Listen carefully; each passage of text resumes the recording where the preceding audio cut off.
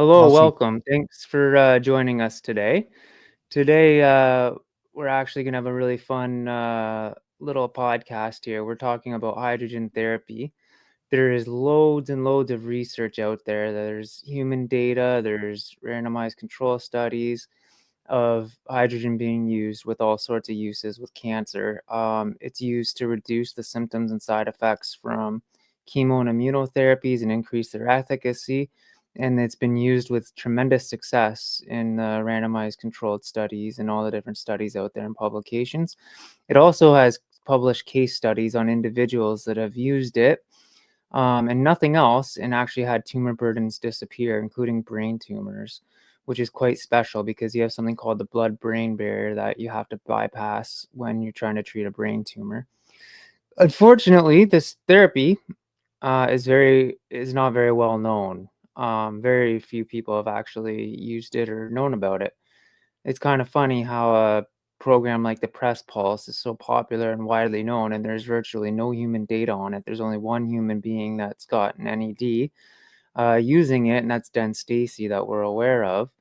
And yet, a therapy that is so successful and so broadly documented in the scientific literature, nobody's talking about or using.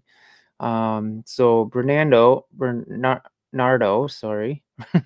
Bernardo is his mom's actually using hydrogen gas, and so Yeah. we got some people. So I think we're gonna get some momentum going here and start having some people that are actually on it start talking about it. And I just want to break the door open on this hydrogen therapy and really get the ball rolling on it because I know a lot of people have done full-on press pulse, ketogenic diet, hyperbaric oxygen, and dawn. And unfortunately, a lot of them have passed away now because the therapy didn't work. And a lot of Yeah. them had increased tumor load and increased metastases. So that's just not seeming to be working for people. There may be a few people that'll get NED on that protocol, but it's not happening for most people. So we need something better and we need to evolve here. And I think this is the great opportunity. So Bernardo, his mom has cancer, and I speak with a lot of people and parents with cancer. So maybe you can start off uh, and just give us an introduction on your mom and what it was like as a son to have this horrible end of life diagnosis given to a parent. Maybe you can just start there and tell us what that was like. Yeah. Yeah. Oh man. Uh, so much to talk about. Where do I even begin? Well, let's start from the beginning. So my mom was diagnosed with stage 4 cancer with metastasis on the brain, bone, and lymph nodes. This happened in April last year. And to make matters worse, shortly after, she also suffered from a stroke. And so I had to quit my job to take care of my mom fully. Luckily, we caught it early enough, so she made a full recovery. So that's good. In the middle of all this tragedy, we also lost one of our lovely dogs, Pepper, to osteosarcoma, an aggressive type of bone cancer. And so, long story short, we had some scans in September after my mom completed 4 cycles of standard of care treatments, so chemotherapy and immunotherapy. The scans showed there were good and bad news. So the PET scan, there was a complete metabolic response, so the cancer disappeared on the body. However, on the brain, the metastasis decreased 25%, about 25%. So that's something that we're still trying to fight, essentially. And talking about hydrogen therapy, when you sent me some of the research, and there's an extensive research literature about hydrogen therapy out there. When you sent me some of it, I think it was from a book that you were reading, actually gave me a lot of hope because in December, so we had some scans in September, and then in December we had other scans, and essentially the previous metastases that were there, they're no longer visible, but new ones appeared. And so in January, so this month, when you sent me early on about some of that research, it gave me hope, because like you said, the research suggests that the hydrogen molecule can cross the blood-brain barrier, so that can be of a huge help to fight my mom's metastasis on the brain. So yeah, in the middle of all this, I joined several groups to started learning more about metabolic therapy. As soon as the diagnosis came, our family began searching for answers, and it was actually my sister who had sent me a video, one of Dr. Siegfried's videos, and from that point onwards, we knew that a lot of our questions were answered, and it was very clear to us that we cannot rely 100% on our oncologists, because the way, as we know, we don't have to get deep into that here, but as we know, most oncologists have their hands tied, and they cannot deviate from traditional or standard cancer treatments. So we decided to try and pursue metabolic therapy as a complementary approach to standard of care. So because a lot of the components in metabolic therapy, especially the supplements, the off-label medications, and even according to our oncologist, he was against the use of hyperbaric oxygen therapy. So because, and based on the oncologist's advice, my mom did not want to interfere with the treatments. And so what did the oncologist have against hyperbaric oxygen? Is it because the metastases were in the brain? Correct. Yeah. He didn't think it would help That much. does make sense, though. There's a huge risk to hyperbaric oxygen when treating somebody with a brain metastasis, because the tumor can swell and cause seizures and all kinds of additional damage in the brain. So Yeah. you have to be very careful in picking treatment when you're dealing with a brain tumor. It's a different animal altogether. Yeah, I actually didn't have much knowledge into it at first. He said he didn't think it would help. Then after the last meeting, and after this sort of bad news with the new scans, he said he doesn't think it's gonna hurt. That's what he said. And when I looked into it deeper, I found out that because the blood vessels around the metastases in the brain, they are more fragile. So when exposed to hyperbaric oxygen therapy, especially at higher pressures, atmospheric pressures, it can cause ruptures in these blood vessels, and that's one of the risks. So we decided to not do the hyperbaric oxygen therapy. My mom did a few sessions, but when we found out about the risks, we had to do our own research, of course, because the oncologist wasn't aware of these things, and yeah, we decided to no longer do it. So yeah, I was talking about, I also started a community. I had joined other groups and Facebook groups. There's also a group on school, which you are aware of. So I joined that group, and I didn't want to just create another group. I wanted to create a community where people can come together and share their experiences, share their knowledge, and provide mutual support, and especially without sharing their ideas without censorship, because I saw that that was one of the things that I saw in many of these groups. I also believe that life-saving information such as these should be freely available to everyone. And so our group is free for everyone. I also got involved in a project. I thought about creating a website where people can learn everything there is to learn about metabolic therapy. And our mission is to redefine cancer treatment, essentially, and make metabolic therapy more mainstream. And so we encourage people who want to be part of the mission to join us. There's a section on our website where people can submit their applications and join the mission.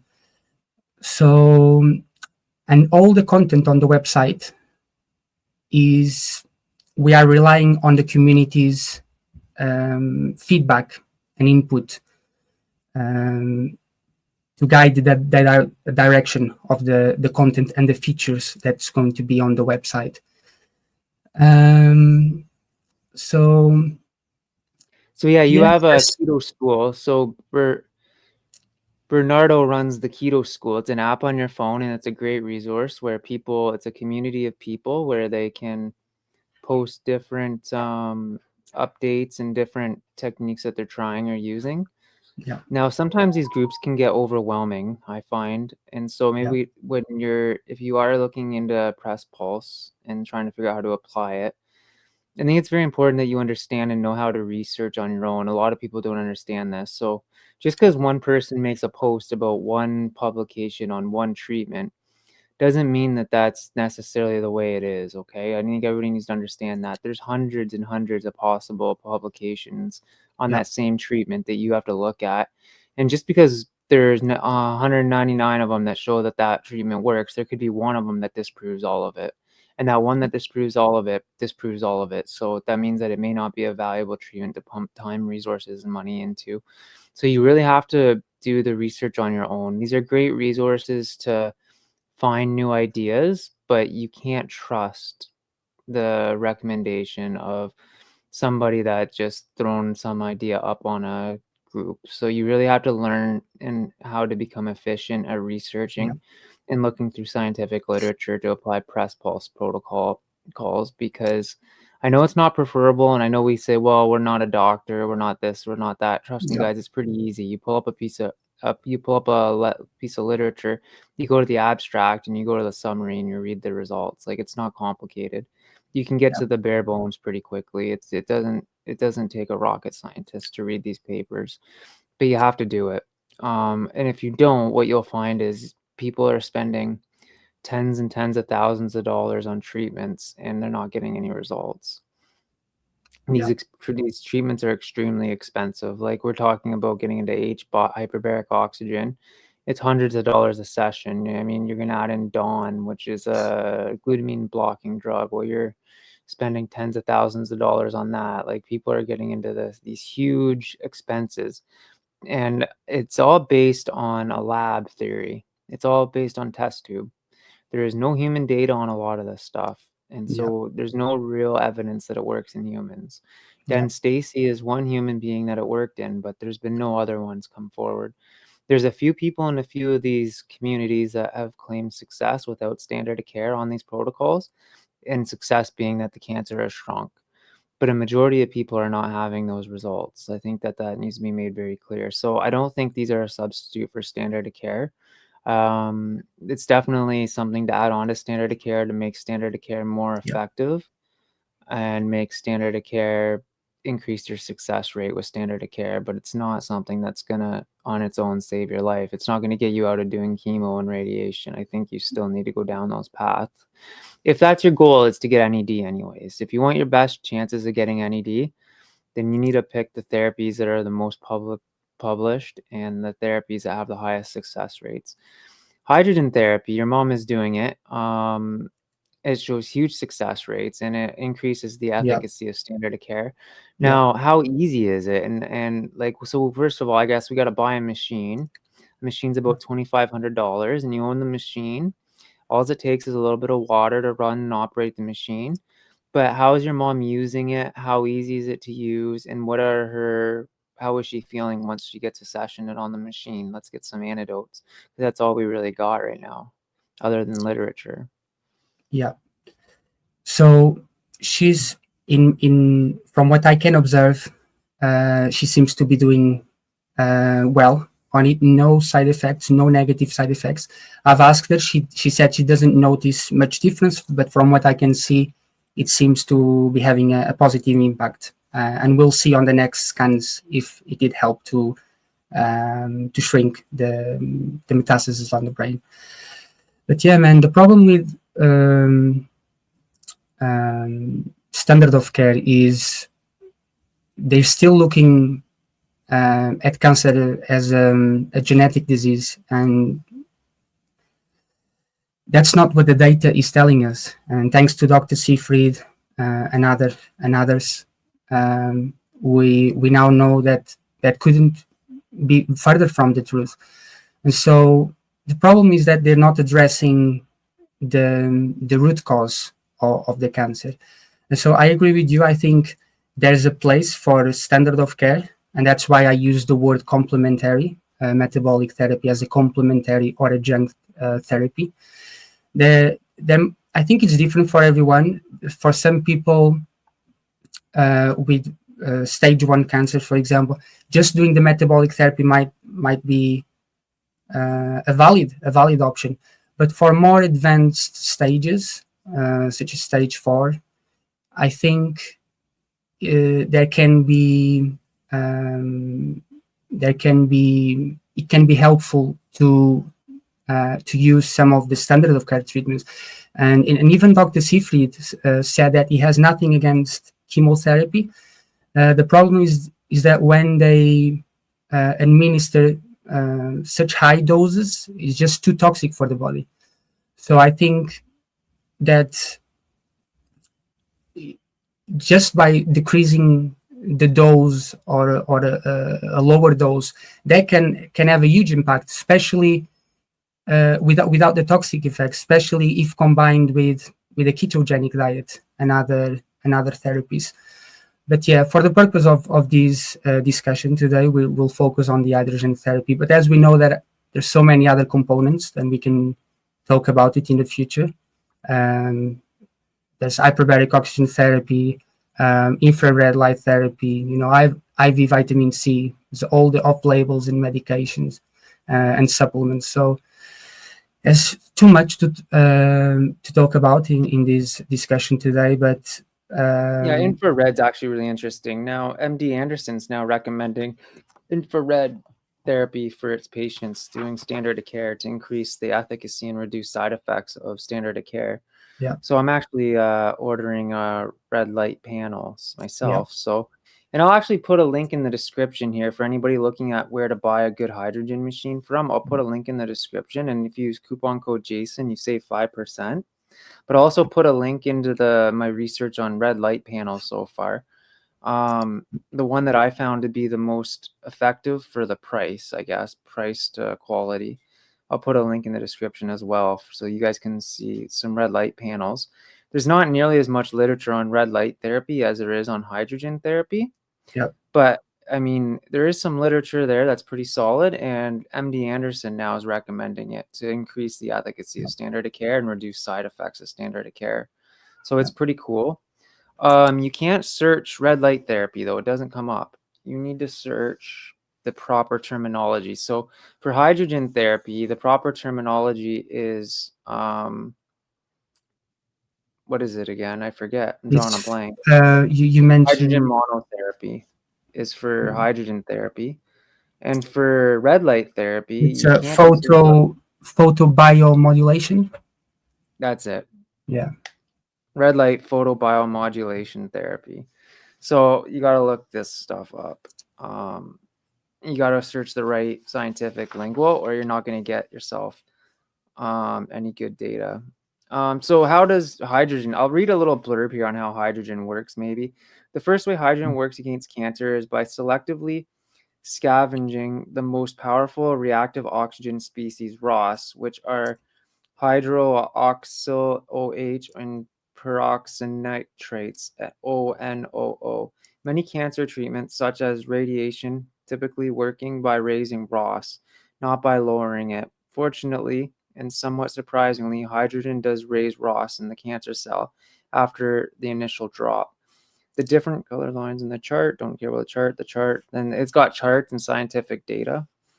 The cancer cell so aggressively tries to increase its ROS, it brings it up far beyond baseline, which makes it more susceptible to death. This is one of the reasons why hydrogen synergizes so well with other cancer treatments. It makes cancer increasingly vulnerable to ROS. Additionally, molecular hydrogen improves mitochondrial function. Mitochondrial dysfunction is the foundational cause of a cancer cell, rejuvenates CD8 cells and immune cells that do the actual killing of cancer.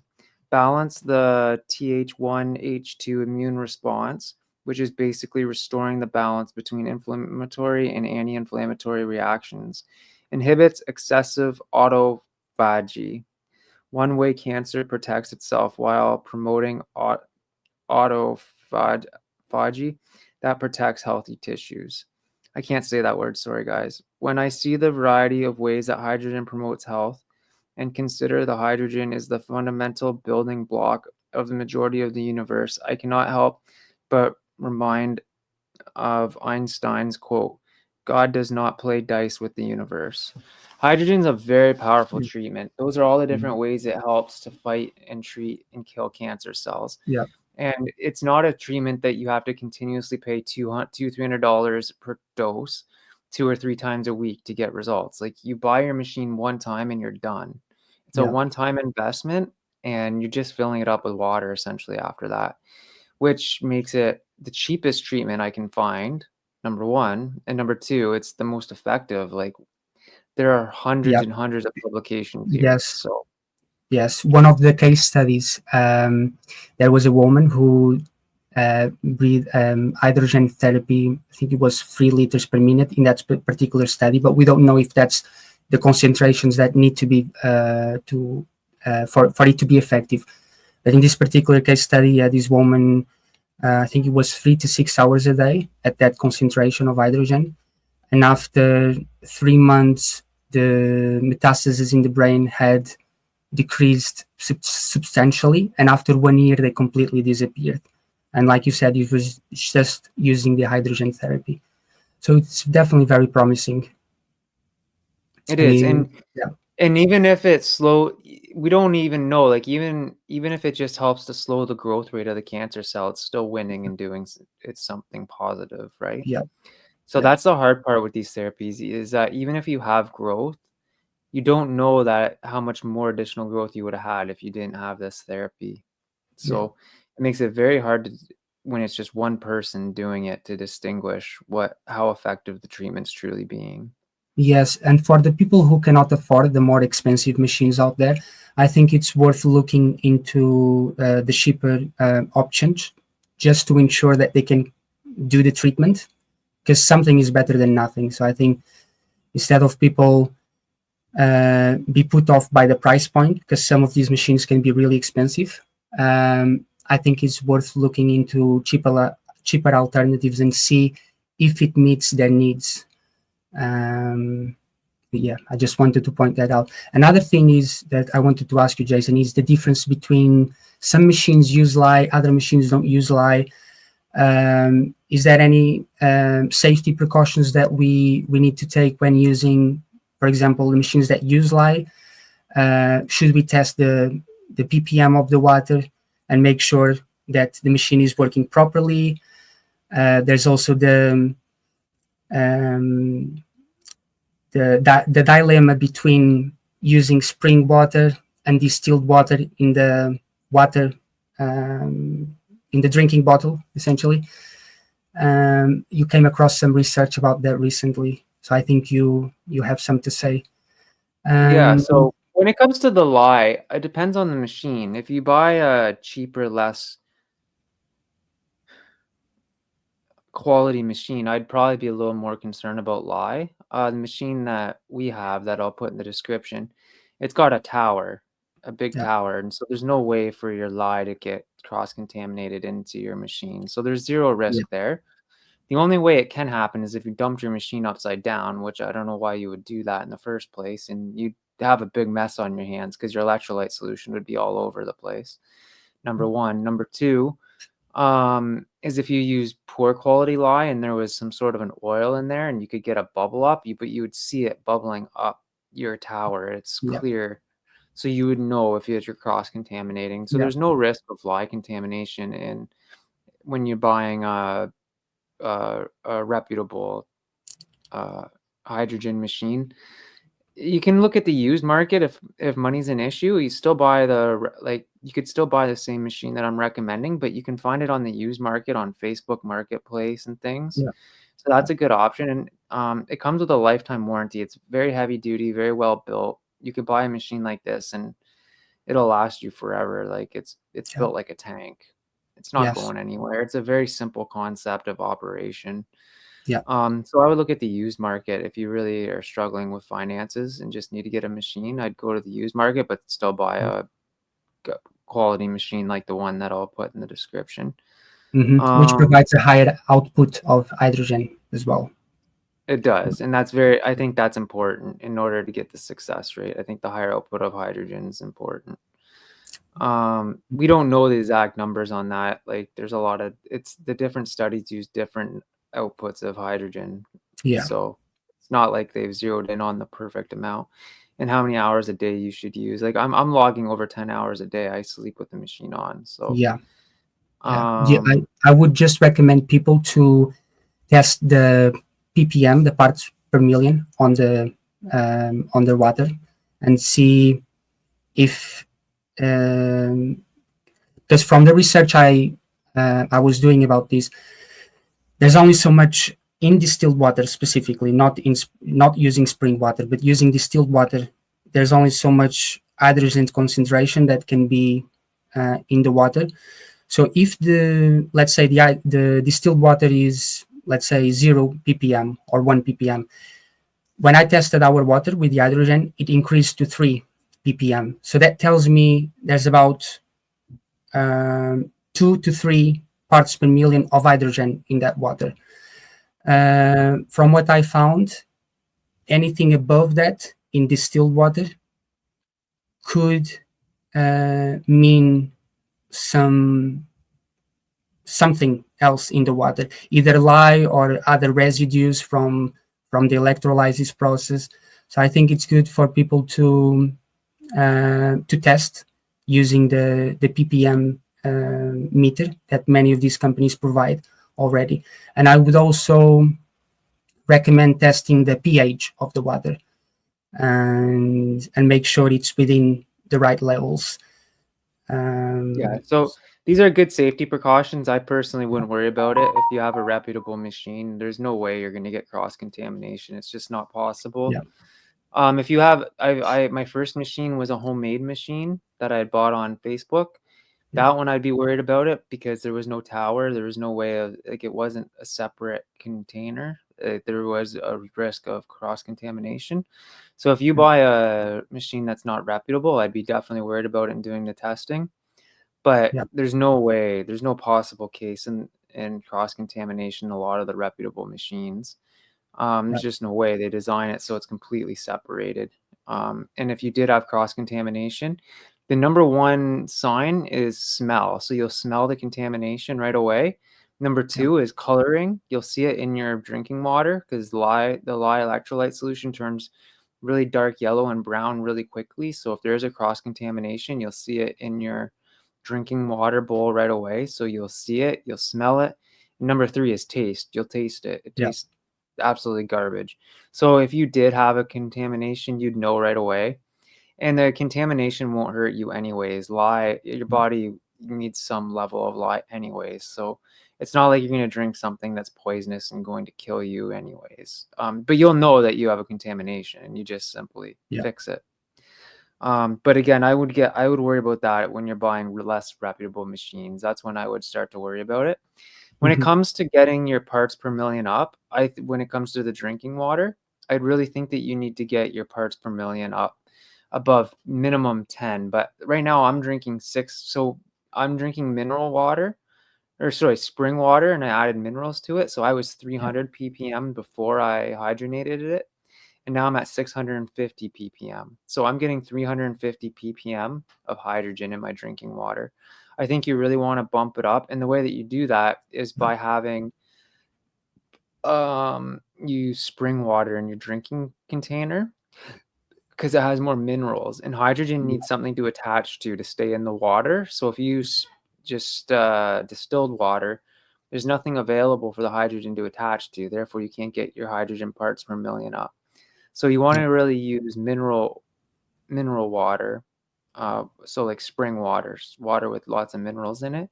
And I even Yeah. added mineral drops to get lots of minerals in my water, so that way I can get my hydrogen way up. So yeah, I'm getting about 350 parts per million of hydrogen now in my drinking water, which the therapeutic range begins after 10 parts per million of hydrogen from what I've read. So when you're drinking the water, you really want some mineral content in that drinking container. Right. Yeah. Yeah. So, Yeah. so your mom, What else do does your we mom now, we she's talk got about? this machine. Does she sleep with the machine on too, or when is Yeah, she she wearing it? does at least 10 hours per day. So she sleeps on it, and then throughout the day she'll do a few more sessions. But at least 10 hours a day, she's doing about 12, and which we're targeting maximum 15. So between 12 and 15 hours per day. That's awesome. Yeah. That's awesome. And she has no problem sleeping with it? No problems. No problems. Yeah, I know a lot. I've had a lot of people, I don't know, I say a lot of people, a handful of people now get machines that I've been working with, and everybody sleeps with it on, and they have had no issue sleeping with it. Everybody says it's more the machine's extremely quiet. It's actually almost soothing, to be honest. Yeah, It's a it's like white soothing, noise. Yeah. it's like a white noise. The machine's Yeah. soothing, and yeah, and people actually have no issue sleeping with the machine on. I thought at first it might be a pain in the butt, but it turns No, out it's not at all. it's very smooth, very relaxing. Yeah. It Yeah. is. It is. Yeah, what else about hydrogen therapy? It's worth discussing. So we've talked about some of the benefits. Again, there's a lot of research out there for people to look into. I think it's a very promising treatment. I really do, from the stuff that I've read. And now we're just hoping with the next scans it will demonstrate the benefit. I've also um, developed a protocol for my mom using the off-label medications and the supplements. So we're trying to attack the cancer through every pathway possible, and let's hope for good news on the next scans. Let's hope for good news, and let's pray for good news, because this cancer battle is just a horrible, horrible battle. I wouldn't wish this on nobody. It's Yeah, really that's a tough go. yeah. Sometimes people give me too much credit for creating our cancer warriors community, but it's I want to emphasize that I'm nobody. I'm just someone who's trying to save my mom and the world at the same time. And the true warriors are people like you, like my mom, like the people we have in our group who who are fighting against these, who are doing everything it takes. So you guys are the true warriors, not me. It's easy for me to do a protocol and go to my mom and share it or share it with people. But the true warriors are the people actually following these protocols, because they're not easy. They're very difficult. Um, so They're yeah, very and that's another expensive. thing. They're What? very difficult, and it's the key to success is to be persistent with your protocol Yeah, every day. yeah, That's really the main key. And so Yeah. keeping your protocol simple enough that you can make sure that you keep it consistent, I think is key, because a lot of people build these ginormous protocols and they get so complicated, they end up missing days, missing drugs, Yeah. and that ends up being counterintuitive. I think it's keeping it simple and clean and focusing on the things that have the most research available, like fembendazole, hydrogen. I think Yeah. you got to go to the things that have published data. There is quite a bit of data on fembendazole, and some studies coming out. So it's actually Yeah. membendazole, but they're the same drug. So sticking to Yeah. drugs like that we know works, I think is key. Yeah, I think so too, and that's why I want to encourage people to visit our website metabolictherapy.com, to because it took me almost 1 year to get to this point and to learn about everything that I've learned so far. And anyone with a cancer diagnosis, they can just go on the website and within days they will learn everything they need to know. And that's what we're trying to achieve. And I think it's going to be an excellent resource for people because the world needs this and there's nothing like this out there. That's So awesome. You're a there's pioneer. You're a pioneer. just trying to help people. I think people need these desperately. As we know, we're fighting against the mindset, we're fighting against dogma and pharma interests. Let's not get into that here, but there's so many things that can help fight cancer, and they're not mainstream. And so I think people need to know about these.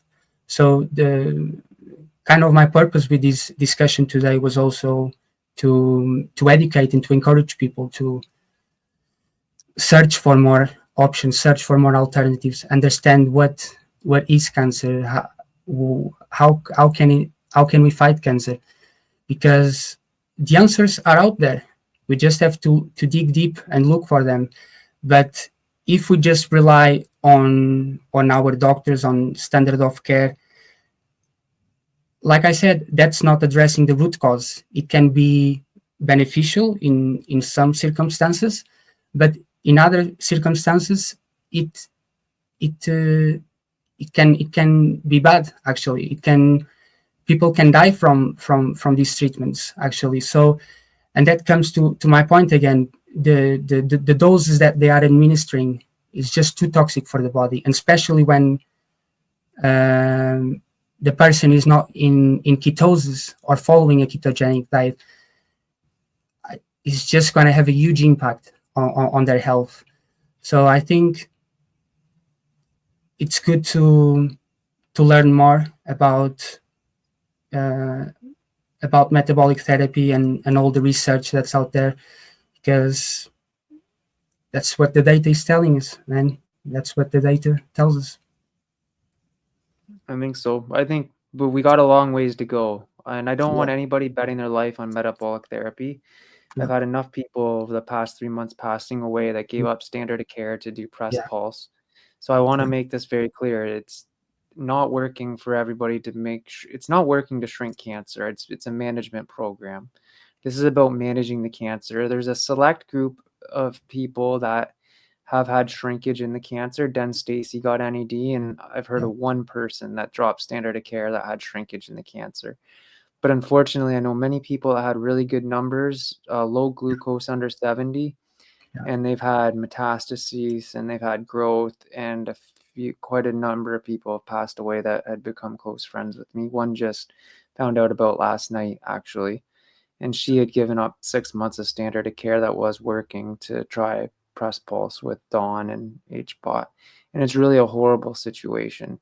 Yeah. So I don't think that we're not so in no way, shape, or form should we be giving up all forms of treatment here. Like, Yeah. standard of care does still work. Yeah. It has its downsides, but so does metabolic therapy. There's very little evidence that we have this protocol sorted out that it's going to save everybody's life. It Yeah. can slow the growth rate, it can increase your success rate. There's a lot of benefits to it. But will it actually get you to NED? It's not looking very promising for most people. Right. And you have more you have a better idea because you communicate with a lot of people that are doing these therapies, and you can see the actual results they're getting. There was a few people in our group that had some positive results, others not so much. But I think because it's such a high precision therapy and requires a very intense, very precise way of doing it, that can be challenging. And like you said, we're not trying to tell people to quit standard of care. No, just sharing the data that's out there. And I think there's a place for both, actually. I think there's a place for both standard of care and metabolic therapy combined. It's just sad to see that no one's talking about this. No one's doing it. 99% of the oncologists out there, they're not even aware of metabolic therapy. And that's sad, really, because I really believe a combination of the two can have a huge impact. And again, depends on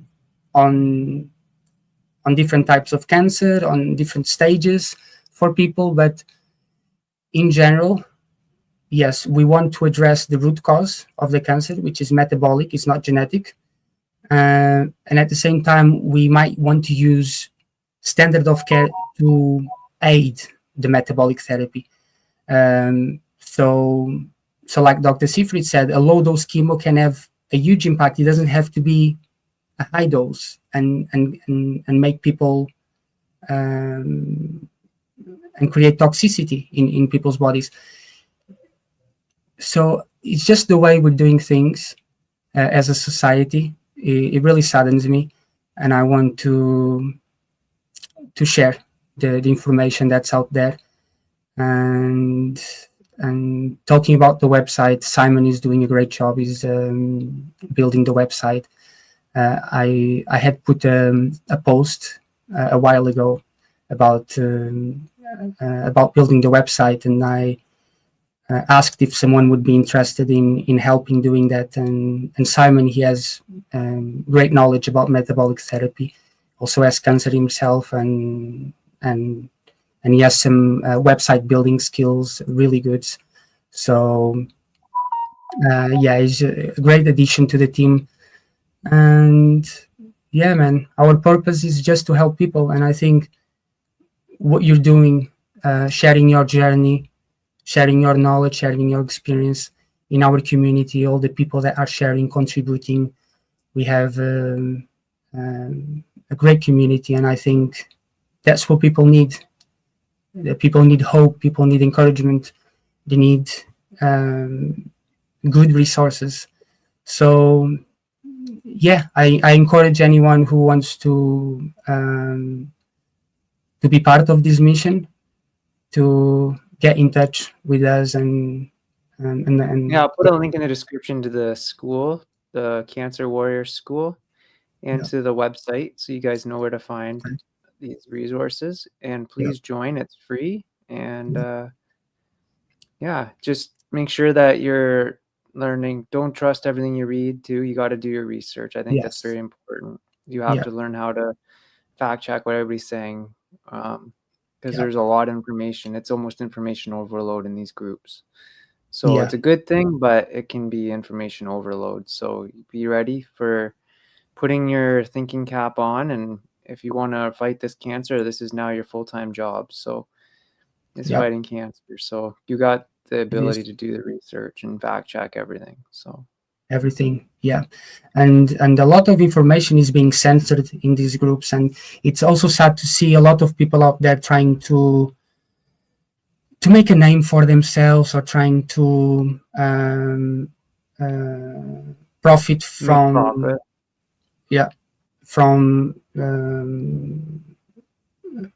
by charging for access to information like this. I think is wrong. I think people can charge for their time. That's fair enough. But when it comes to charging for life-saving information, I think that's wrong. I think it should be available freely, accessible to everyone. And so that's my purpose. That's my mission. And my family, everyone is involved. Simon is building the website. He's also involved in this. All the admins and moderators in our Cancer Warriors community, they're also involved. And so we're just trying to build a team and build a community so that we can fight this together. So we're relying, it's important to say that we're relying on the community's feedback and input to guide us in the right direction. So, yeah, man. But with that being said, so hydrogen therapy, what else can we discuss about it? We've talked about the benefits. I think that's pretty good for today. I think that was a lot of information on hydrogen therapy. I think the next Yeah. big thing for me is going to be red light. What did you call it? What do you call the red light therapy? You sent me. It was photo biomodulation. Yeah, photobiomodulation. So I've ordered my panel, so it's in the mail. They're putting it in a package together today.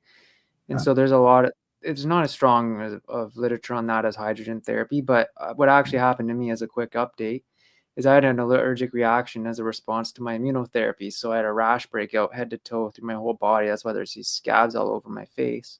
Yeah. And that is just an overreaction from the immunotherapy, which is a good thing because it's the immunotherapy attacking the cancer. The problem is they had to give me steroids to stop the reaction, which actually slows the immune response to the cancer cell. So red light therapy is a good therapy on the skin that can prevent these rashes in the future when I take my immunotherapy, so I don't need the steroids anymore. So I've ordered my panel. I think it's worth the investment of a panel. It looks like you can get a good one for about $1,500.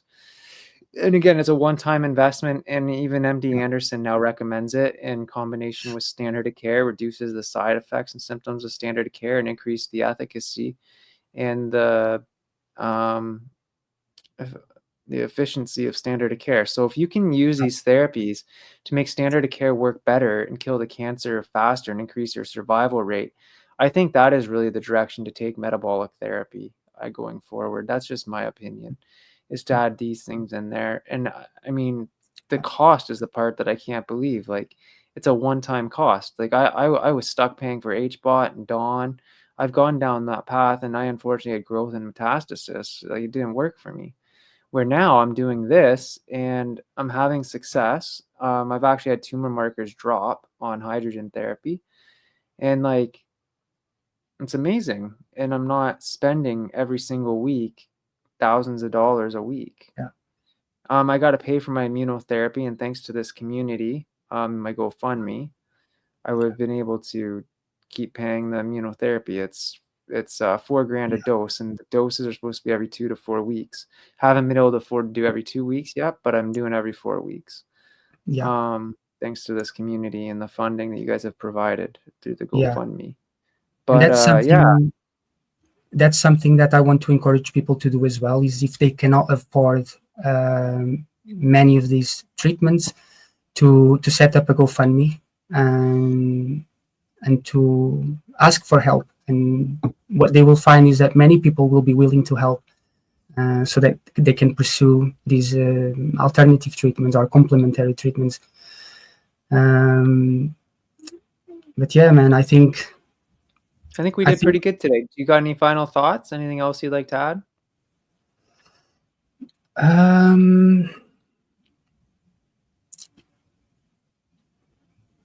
No? I don't think so. How are you feeling with the hydrogen therapy so far? I love it.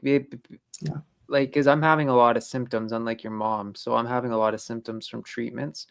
And so when the treatments kick the heck out of me, the hydrogen therapy picks me back up again. I see instant results.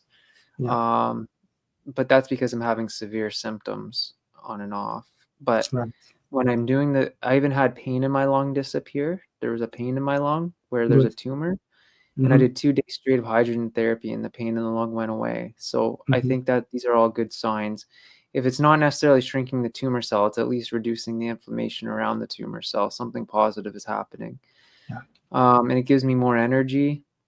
Right now I'm off the machine. I'm feeling kind of tired, so I'll probably go lay in bed and have a treatment, and it'll pick me right back up this afternoon again, and I'll be feeling better again because I had chemo this week. So I'm noticing huge benefits from mine. It also lowered my tumor markers a couple blood panels ago, which was Hmm. very promising.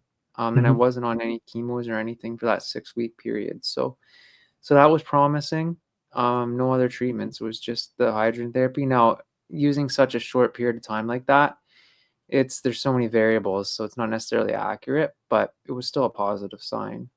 Still a positive That's sign. great. That's great to hear, man. Yeah, that you're feeling all these positive signs and benefits, and yeah, it's worth sticking to it and um, and continue do yeah just continue doing what you're doing. I think you're doing everything that can help. You're doing everything that can help. And talking about there was another uh, question that I was going to ask you about, which there is some research about the discontinuous diet as well. And you Yeah. yeah. Yeah, there's only a few trials in mice. There was one in humans, but they discontinued it recently, unfortunately. Hmm. But the discontinuous ketogenic diet in mice models, there's 2 or 3 publications, showed more promise with standard of care than a continuous ketogenic diet for some reason. Right. Like it was quite significant results. Unfortunately, it's one of those things where we need more human data.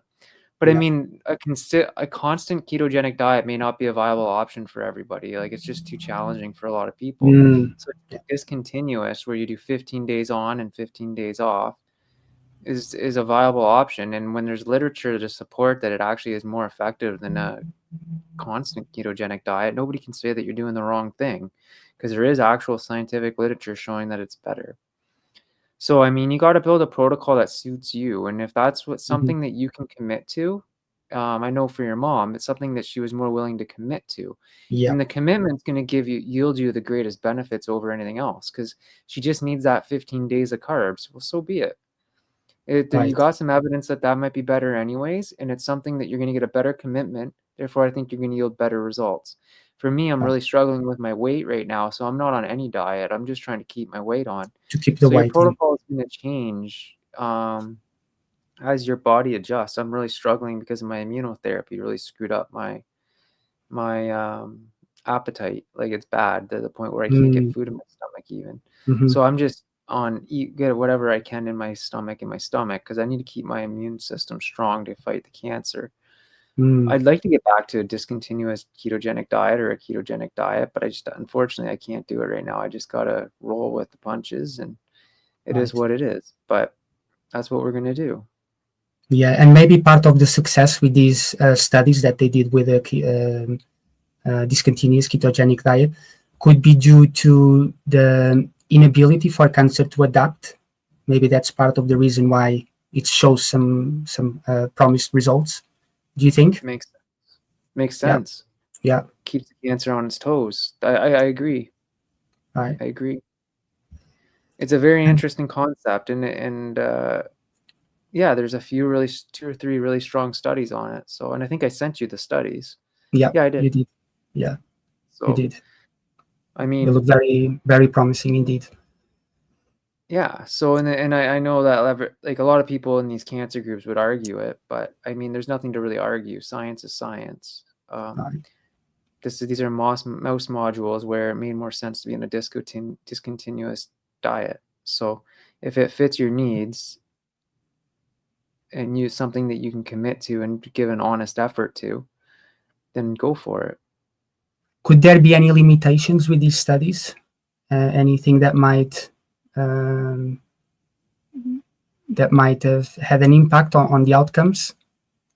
Yeah, I'm sure there is because it's so early. Like all this stuff, there's just not enough research on it, right? Mm. All this stuff, there's very little human data available. So there's definitely going to be a lot of variables here, and just more Yeah. research needs to be done on most of this Yeah. stuff. More Yeah. research needs to be done. That's all there is to it. Hydrogen therapy is very well researched and documented and Yeah. published, which like I'm mind blown. Outside of that, the rest of this stuff, it's very wishy-washy. We're all just we're really just an experiment. When we're implementing metabolic therapy, we're just making ourselves an experiment because there is no solid long-term human data that's been published through time. So we're just an experiment. It's experimental. Yeah, it is. It's experimental. And that's why I think with people coming together and having a community like this, we're going to get to the answers faster.